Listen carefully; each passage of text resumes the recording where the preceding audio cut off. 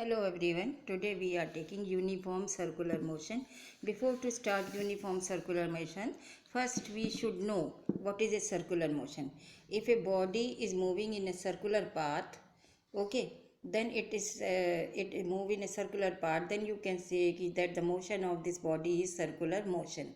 And what is the difference between uniform circular motion and circular motion? If a body is moving in this circular path, this is a circular motion, no doubt there. If body having constant speed also, just try to understand, I am saying constant speed, not velocity. Here, here, here, here, here.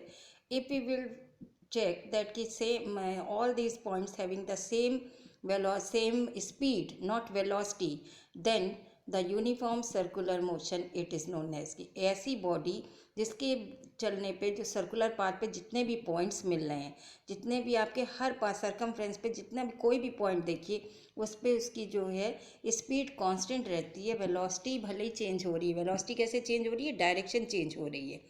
तो इस तरीके के path को आप uniform circular motion कहोगे. अब यहाँ पे ये है बॉडी, तो ये यहाँ पे आप टेंजेंट बनाओगे. तो body is suppose moving in this way, तो then arrow will come in this way. It will represent direction of motion. If B point, तो you will draw a tangent in this way and in this way, that is represent the motion, direction of motion.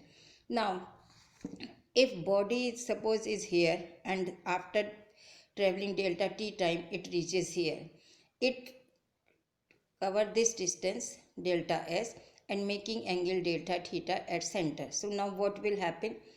This particle is coming here, this particle is coming here, this is coming here. अगर हम यहाँ से यहाँ तक चलें तो धीरे धीरे धीरे धीरे धीरे सबका डिस्टेंस चेंज हो रहा है यहाँ से यहाँ तक. लेकिन ये जितने भी यहाँ पे पॉइंट्स मिल रहे हैं, जितने भी पार्टिकल मिल रहे हैं, ये जब ये यहाँ पहुँचते हैं तो सब में कॉमन बात है कि सब ये जो है मिलके सब सेम एंगल बना रहे हैं. वो है डेल्टा थीटा जो हमने नाम दिया है. सो वॉट एवर भी ये मोशन जो ऐसा है सर्कुलर मोशन है, तो यहाँ लीनियर डिस्टेंस की बात नहीं होगी. कितना आपने एंगल जो है डिस्प्लेस किया है, that is known as your angular displacement. और इसको कैसे पता कर सकते हैं कि this is the your arc, this is radius and this is angle, then angle is equal to arc upon radius. So arc is how much? Delta s, and radius is r. If suppose, so delta theta is equal to delta s upon delta r upon r. It is known as angular displacement. When this displacement you will divide by the time taken from this to this, suppose delta t time, so what will happen? Angular displacement, when you are dividing by time, so it will change in angular velocity. So in this way omega is equal to delta t upon delta theta upon delta t. Suppose body is here, it will travel in this way and come back here to complete one revolution. Angle how much travel that? 360 degree or 2 pi. Okay, in this situation omega is equal to 2 pi upon t. एक चक्कर लगाने में जितना भी उसको जो करना पड़ रहा है, जितना एंगल घूमना पड़ रहा है, जितना टाइम लगाना पड़ रहा है, वो उसका टाइम पीरियड कहलाता है. तो in this way you can say write delta theta upon delta T is equal to 2 pi, because angle travel किया इतना and time is capital T. Okay, in this way. Now what is the relation between that? I am saying this is the angular velocity.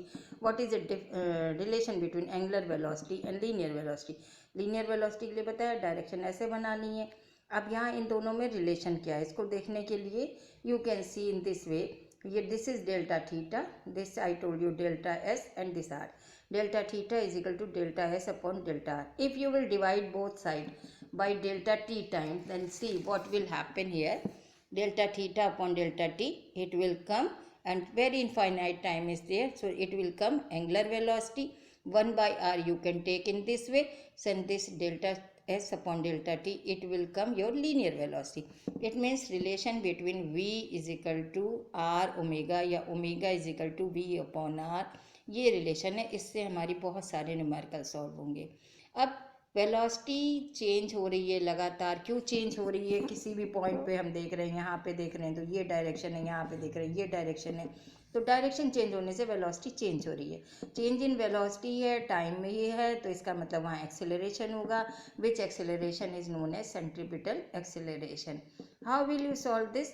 Suppose at any instant here v1 position, at an and after delta t it reaches v2, तो then velocity become v2 and ये आपका ये हो जाता है। लेकिन ध्यान देना ये हम सारा केस जो यूनिफॉर्म सर्कुलर मोशन में कह रहे हैं, तो v1 एंड v2 का मैग्नीट्यूड सेम होगा, डायरेक्शन अलग अलग है। अब v1 और v2 इनको हमने यहाँ पे बनाया। अब लॉ ऑफ ट्रायंगल से अगर एक इसमें जा रहा है तो एक इसमें जा रहा होगा, तभी इसका रिजल्टेंट जो होगा अपोजिट डायरेक्शन में होगा। तो इससे हमको पता लग गई डेल्टा v की डायरेक्शन a to b होगी। ओके, नाउ दिस ट्रायंगल और ये जो ट्रायंगल बना है ये हमारा P1 P2 O के बीच में, ये दोनों ट्रायंगल एक ही फैमिली के हैं, यानी कि आपके सिमिलर ट्रायंगल है। सिमिलर ट्रायंगल है तो you can take P1 P2 upon OP1 AB upon AQ। P1 P2 is what, this is the arc, that is the simple delta S। OP1 radius, here AB is what, V1 V2 या आप V कह सकते हो magnitude में, and this is your difference delta V। in this way delta V is equal to V upon R delta S, again divide by delta T and limit you will apply। इसे इस करने से क्या होगा कि ये आपका एक्सेलरेशन बनेगा, ये V अपॉन R था ही और ये भी V बन जाएगा, तो A is equal to V square upon R।